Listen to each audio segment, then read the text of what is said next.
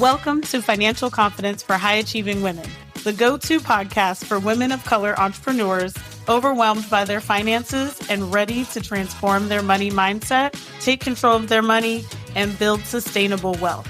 I'm your host, Taryn, better known as T-Money, certified financial coach and CEO of Money Honey LLC. I believe that abundance is your birthright and that good money management doesn't mean cutting out the joy from your life. Stick around to learn how you can build intentional money habits that align with your biggest lifestyle goals. Let's get into today's episode.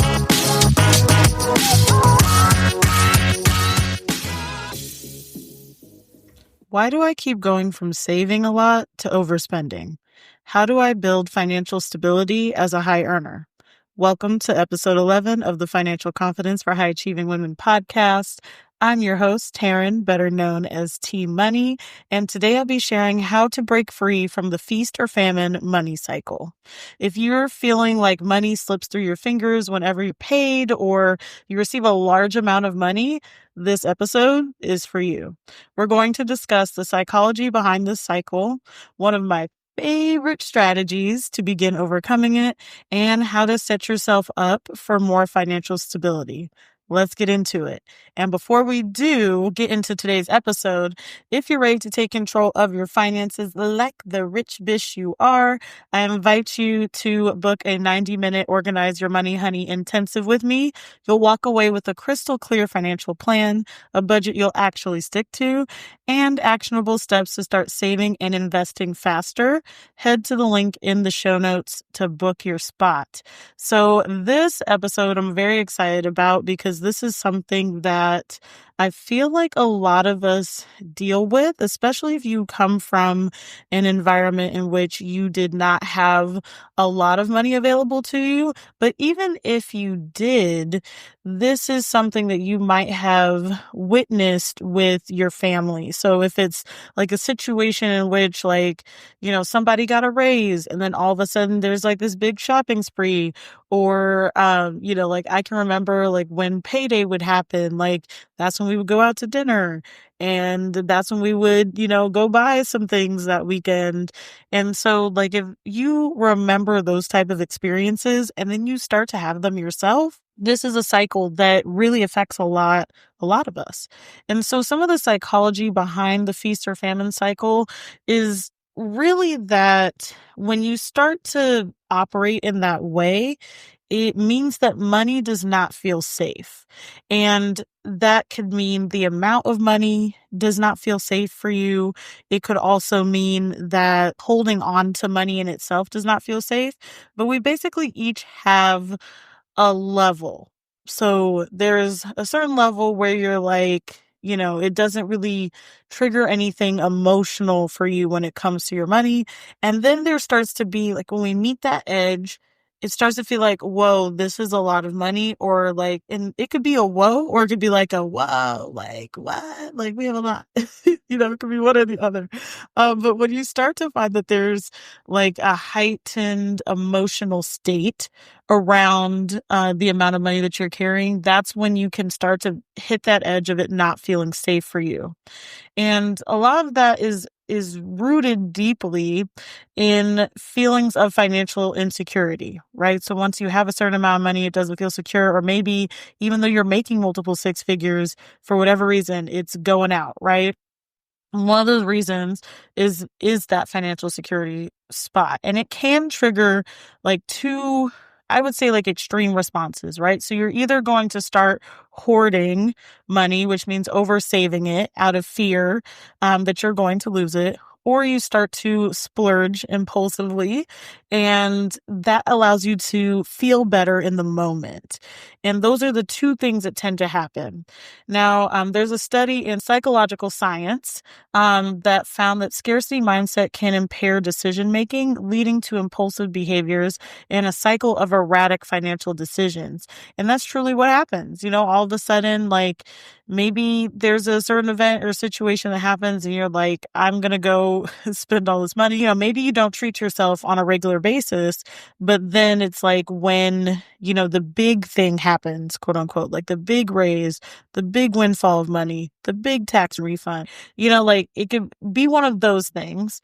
And that's what leads to the big spending mentality. And I have multiple clients who come to me with this experience in particular. And this is also something that I dealt with as I was overcoming a lot of my overspending in my own spending journey, is that like it felt really hard to just hold on to the money. I felt like it had to go somewhere immediately, right? And it didn't feel safe with it. I didn't feel safe having $10,000 in my account at one time. And so then I would start to spend it. And I had other clients who experience like a similar thing. So due to like an early experience, I have one client who her parents like really worked hard. Like they really worked hard for everything that they had gotten. It was like low income family, I would say. So like everybody was working. She started working at a young age and everything. She experienced kind of like what I was telling you, like when they got the big job, right? That was when they went and had that spending spree. And then otherwise it was few and far between. And so there was a lot of saving. And what that led to for her in particular was the over saving. So she started to hoard money. She was I feel like she was making well over six figures. She had started an agency and money was coming to her pretty readily. So it wasn't that she did not have it, but because of those experiences and seeing what it was like and experiencing what it was like when she was younger, of money being there and then there wasn't any to be found for a while, and it wasn't consistent, right?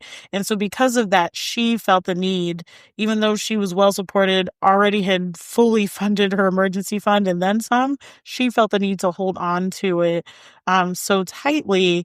And then, she did find that in certain situations, like when she was upset about, something that was going on in her life, or she would have to go support a family member, then all of a sudden she was like, oh, I need to spend. And then she was spending most of that money that was put aside at one time.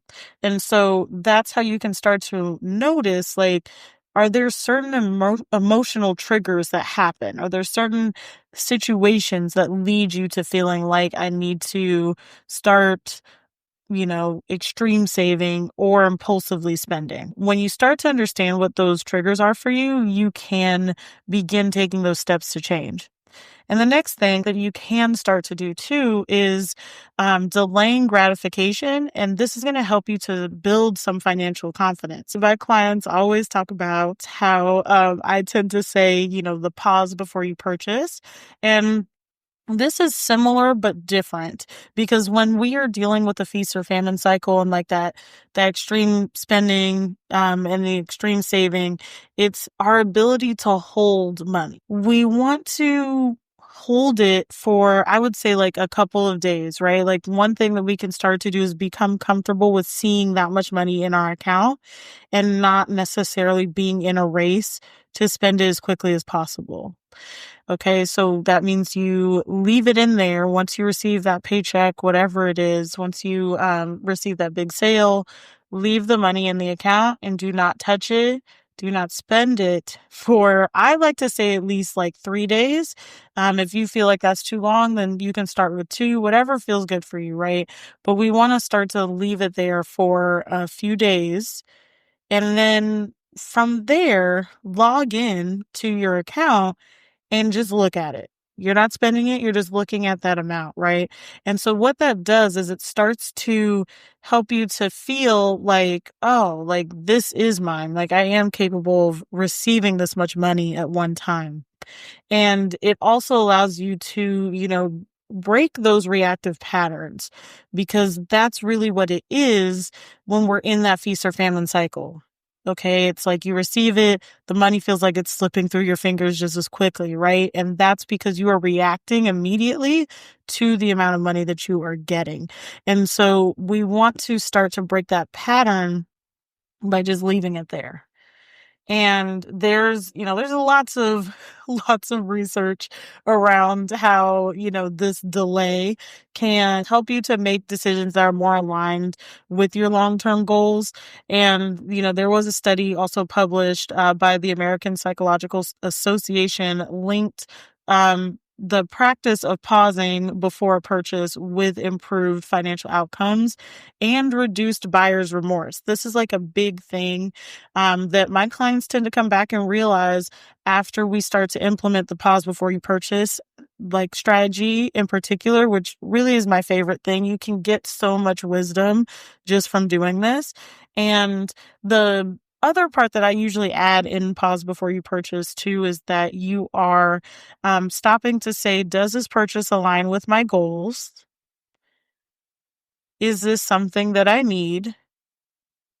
Or is this something that I want? The big thing here is that we want to identify, right? If it's something that aligns with your goals, I'm of the belief system that you go ahead and say yes for that, as long as it's not going to put you in any type of financial strain, right? So we want to say yes to that. If it is something that does not align with the goals necessarily, but something you need, we got to take care of the thing, like our needs, right? Like our needs to survive, our needs to live, all of those things. So that also tends to be something that we are more readily saying yes to, whereas the thing that we want, that's where we can maybe leave some space for more consideration before we go through and purchase it. And so that is something that, I've done, but I've tend to recommend to clients, and they really enjoy that strategy of just being more mindful when it comes to spending their money. And the last thing I want to talk about here too is building financial safety nets. So like having the systems for consistent income and stability. And so the funny thing is that, like, especially, on these good internets, the thing that people want to talk about all the time is like, oh, financial stability is the best thing ever. And they often talk about that in relation to how much money you are receiving. And truly, financial stability is not in the amount of money you receive, it's in the amount of money that you can hold. So, when we are creating these systems, we want to make it so that you are able to hold more of your money. And whether that be like setting up a budget routine. So, if you, one thing I'm going to talk about in a later podcast episode, I have a payday money routine. I'm going to break that down for y'all. And so that one, is a routine that you can create that is allowing you to hold more money, right? There's also the automation of your savings. If you know that you have a savings goal and you tend to not think to go in and transfer the money over to your savings, what are ways that we can automate that? Whether it be directly from, paycheck if you're receiving one, or directly from your account on a certain day. So that way you are creating that habit of saving and doing so in a way that's going to help you to be more stable. And then even having some multiple streams of income. So this is something that I just feel like is good to do in general. If one stream of income or one business or whatever it is has a downturn of any sort, or if you are working and you get laid off, then you have something else that will allow you to fall back on it. And I would say this is especially good for if it's another like business or another job, something like that, like in terms of the amount of effort and things for a second stream of income, if that is your only option, then great. I like to set that up to be more on the like the asset passive income side when it comes to having those additional income streams. So that way it doesn't all of them don't require all of my energy in order to make them successful, right? So like, yes, it's something you might have to set up ahead of time and work on a little bit in terms of, time for like the effort to build it and everything. But once you do, then it's just kind of making you some money on autopilot is really the intention here when I say have multiple streams of income. And so the other thing that the other like really great stat that I found that I really love is that in the Journal of Behavioral Finance, they found that diversifying income sources can reduce financial anxiety by approximately 30%, which provides a buffer against the feast or famine swings. Okay, so having those systems in place and having more than one stream of income helps to reduce the anxiety and helps to give you more stability when it comes to your finances. And one of my clients in particular, she did a fantastic job of setting up her system. She was doing everything manually initially. And so when she came to me, she was like, I just kind of want to figure out like better ways that I can set up these transfers or do these things manually. And we started to get her into the more of the automation system because she was doing it so well on her own. The only reason why she had hesitated to get into that system was because she had some fear around losing money. And so we wanted to combat that by talking about the root of it, right? And part of that was she had a parent who basically allowed someone else in the family to control her money and then found out that they were taking some of the money and then one of the investments that they put in did not work out. And so she witnessed her parent go through that.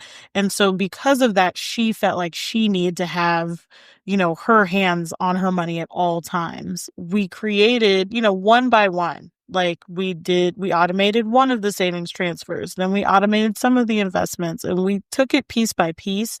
So that way she could start to feel comfortable with allowing the automations to do a lot of the heavy lifting for her when it came to her finances. And this, not only stabilized her cash flow, but it also boosted her confidence. She felt like, okay, like this is something, one, turn up because I'm doing it well already by myself, right? And then two, she really felt like it really helped her to feel wealthy because it felt like things in terms of her money management were working for her. And that, of course, just expands and increases your capacity for wealth on top of that. And so when it comes to these feast or famine cycles, we want to get into the fact that money does not feel safe, right? That's the first part that we covered. The next thing is that how delaying gratification can help you to build confidence. So that pause before you purchase, the holding of money right in the account before you spend it, and then building those financial safety nets. So having some systems for consistent income and stability. And so our action step this week is I want you to practice pausing and holding money. When you receive it, leave it in your account for a couple days before rushing to spend it. And I want you to note what impulse to spend feels like in your body. So is it a feeling in your stomach? Is it something in your chest? Is your heart beating kind of fast? What are you noticing in terms of what that impulse to spend feels like? And then on the other side, right, if you find that you are doing more of the over saving or you feel like very anxious in terms of like, I need to save as much money as possible, what does that feel like in your body? Is it, your palms start sweating? Is it that, you feel like restless? What is the feeling? And I want you to identify that and take note of it. And then I also want you to note the same thing after a couple of days when you have left the money there. What are some feelings that you are having as a result of that? All right. So that's your action step. Please tag me on Instagram because I want to know what that experience is like for you and what you discover. And just in general with the podcast, like if there's certain things that you learn in the episodes, certain takeaways, feel free to tag me, share that with me. I'd love to know what is resonating with y'all. And in our next couple of episodes, we have the attachment patterns and money and how to know which goal to pursue first. I know people are real excited about that one. And so just as a reminder, if you are looking to take control of your finances, if you are wanting to work through more of this work, so maybe it's, the feast or famine cycle really stuck out to you and you want some personalized support on moving through that, then make sure that you book a 90-minute Organize Your Money Honey intensive with me so we can start to walk through what is driving that habit for you. And I can give you even more personalized action steps that you can take based off of your situation. And so if that is something you're interested in, go ahead and head to the link in the show notes to book your spot for that Organize Your Money Honey intensive. And I will catch y'all in the next episode. Thank you for tuning into this episode of the Financial Confidence for High Achieving Women podcast. I hope the insights shared in this episode have inspired you to take one small action step toward a more empowered relationship with money. If you're ready to take control of your finances like the rich bitch you are, I invite you to book a 90-minute Organize Your Money Honey intensive with me. You'll walk away with a crystal clear financial plan, a budget you'll actually stick to, and actionable steps to start saving and investing faster. Head to the link in the show notes to book your spot. I'm so grateful to be part of your financial journey, and I can't wait to see all the incredible moves you'll make. Thank you for listening, and I'll catch you in the next episode.